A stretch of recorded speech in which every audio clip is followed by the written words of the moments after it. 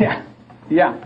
How do you view the coming integration of the European economies in 1992? Well, that's interesting. It's kind of a mixed bag because, of course, the press, media hoops it up as being a great thing because it's like a giant free trade area, free market area, which in a sense it is. It'd be a supposedly free movement of capital and labor and goods within Europe. The problem is, however, they're also building up the giant bureaucracy of Brussels. They're also interfering. It means more statism within the countries. I mean, for example, the countries in Europe which have low tax levels are being urged by the Brussels establishment to increase their taxes so as to equalize with other countries, you say.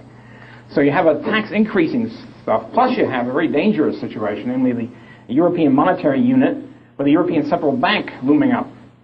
A European Central Bank, of course, is much worse than having no European, just having 8 or 7 or 8 central banks. It's much worse to have one giant central bank, which is an inflationary cartel of the whole European structure, plus the fact the Keynesians are still in power. Okay, for the Keynesian dream, and Secretaries Baker and Brady, or Brady, hardly find the shoelaces. I mean, Baker is a Keynesian. Okay, it's a Keynesian government, and so what they want, the Keynesian dream, is to have a great objective from Keynes down, to have one world central bank and one world monetary unit, which can be issued by the central bank, one world paper money, and then you have a world reserve bank issuing world paper, and then everybody can inflate together. You won't have any problems with losing gold, losing dollars, worrying about exchange rates. Everybody will inflate together, have one world inflation.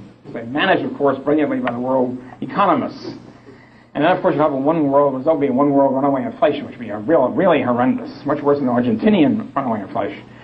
So that's the Keynesian dream, is to have one managed world currency and one managed world central bank. I don't think they'll get it because there's a lot of national sovereignty jealousies here. But I mean, that's always the threat. So the threat of a united Europe is to have a European central bank. Unfortunately, Mrs. Thatcher is against it, probably because she has monetarist economic advisors. The one good thing about monetarism is they're opposed to a Keynesian world central bank. So anyway, that's the... so it's sort of a mixed bag, you know. It's good in some sense and bad.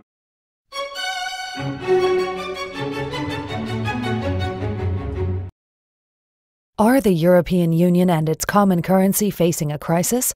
What can and should be done? No, it's stability, isn't it? A decade ago, everybody said, once we've got the euro currency, it will bring us stability.